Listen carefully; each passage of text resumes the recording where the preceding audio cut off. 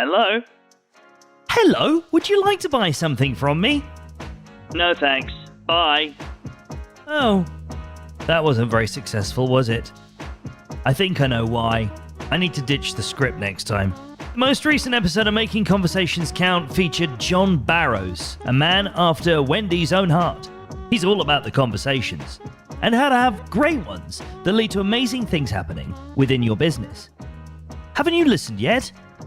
Wow. Stop this immediately and go back and listen. They'll say, is this still a good time, right? Which is a dumb question to ask, right? Can they still say that? Oh, goodness. Oh, yeah, 100%. They'll get on and say, is this still a good time? Even though it's a scheduled call that's on the calendar, right? And then they'll go through and they'll drone through in the first 3 slides about their history, their backgrounds. If you have listened to it, I'm about to get into a deep dive with Wendy and get her thoughts on the episode as we get to carrying on the conversation about outbound done right. Mr. Barrows. Who knew he loved jazz?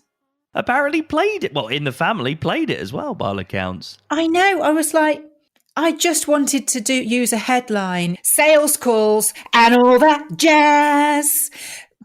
But it just sounded much better in my head than it would have done typed in a social media post or on the episode page. So I had to refrain. But I mean, I've been listening to John. We've been connected for years on LinkedIn, and there was that instant likability, certainly from my side, because he was talking my language. He was talking about being you and the caring about what it is that you're doing, putting yourself in their shoes, all of those things that just help you to just have a nice, easygoing conversation that leads you to presenting, well, have you thought about this? Just to see where it lands. When I got into this podcasting lot, you know yourself, Neal, and I've confessed this before, I really didn't listen to any podcasts before I started a podcast. I knew the concept, I understood the concept, and I knew what it was that I wanted to achieve. So it was after about, 6 or 9 months, I thought, I'll just go and see what's out there and who people are listening to, because even my newsfeed on LinkedIn and Facebook was coming up with, who should I listen to and who are you enjoying? And I was thinking, is that really the standard? Honestly.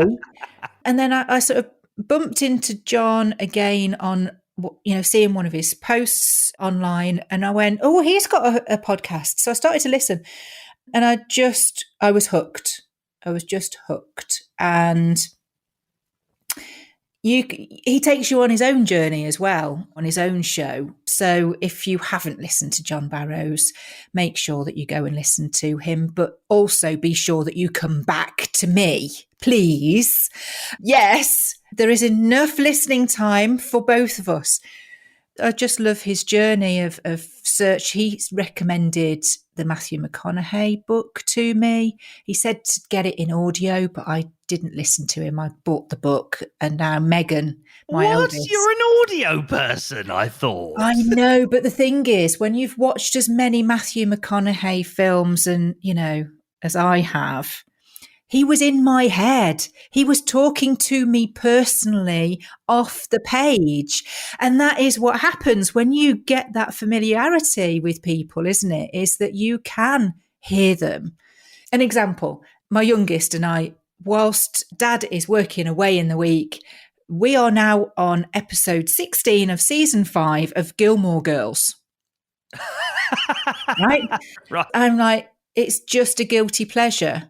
And then she was doing something else. She was doing some homework or something. I was like, well, I can't, what else is there to watch? So I started watching Viola Davis, How to Get Away with Murder.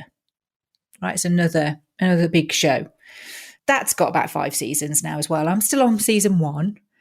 There was a character that came in. I wasn't watching the television. There was a character that came in and started speaking. And I went, that's Paris, off Gilmore Girls. So fast forward, I don't know how many years, 10, 15 years since that was recorded. And I recognised her instantly without even seeing her, that I knew who she was. And I think a lot of that is what we're missing now with the relationships that we have with our clients, with our suppliers, in life. So talking to John was a real boon. I was so excited. You could probably tell. I thought we gave some really insightful, it just shared some moments of things that had happened to him and things that had happened to me, and what we see in as evidence in the marketplace that we've got to do better. I mean, it's a full-on masterclass, honestly. The stuff about not liking scripts and just having a cool conversation. I must confess, I actually used this in a discovery call last week. I was talking to somebody about auditing their podcast, and they were kind of like, I said, look, it's just going to be a cool conversation. If you think it's worth your time, then great. If you don't, all you've done is you've had a cool conversation. The guy was like, oh, yeah, no, okay, I'm on board. It works. Well, yeah, because this is the thing. As soon as you feel that some form of pressure is being applied, the obvious reaction is going to be to repel and move away and go, no, I'm being led into a trap and, you're taking advantage of me. So then you're just not having an equal conversation. So I just thought it was fab that he was sharing the stories about his mentor. I didn't know who they were, but that doesn't matter. It was what was said that mattered. Too much emphasis is put on, being an influencer and a name. It really doesn't matter. I think your actions matter more. So what you say and how you say it, that's what people remember. It is really interesting that, he actually made a point about the sales influencers, and he didn't go as far as to say anything negative about them because obviously that's his style, as he's a very kind guy. But yeah, it did sound like, oh, you're another Wendy. Your whole thing is conversations, and his thing seems to be sort of leaning into that conversations thing, which I found, really quite interesting. I think anybody that wants to pick up the phone, they definitely need to have a listen to this episode, because both of you obviously very experienced in all this, and you both really put it in perspective, the importance of picking up the phone, but doing it right and doing it for the right reasons as well. Yeah. I loved the way that John said, I don't really like picking up the phone. He was honest. I love that. Yes. It was just unusual that somebody who's made it their vocation, but really he's about make it happen, make it happen. So pick up the phone because it's going to be good for them, and it'll make you feel good when you make them feel good. So from that point of view, and I could completely get on board with that whole concept of, yes, make it happen, because look what happened to me. I'm changing IT and all these different things are challenging me behind the scenes. So I hadn't got the lovely YouTube clips that you put together for me, Neal, to be able to sort of do the selling for me.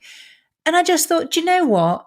This is what I've got to do, is I've got to do something. I've got to practice what I preach. It's easy for me to pick up the phone, and I want it to be easy for other people to pick up the phone. And that's exactly what John wants too, is, you might not like doing it, but actually the reward for doing it is greater.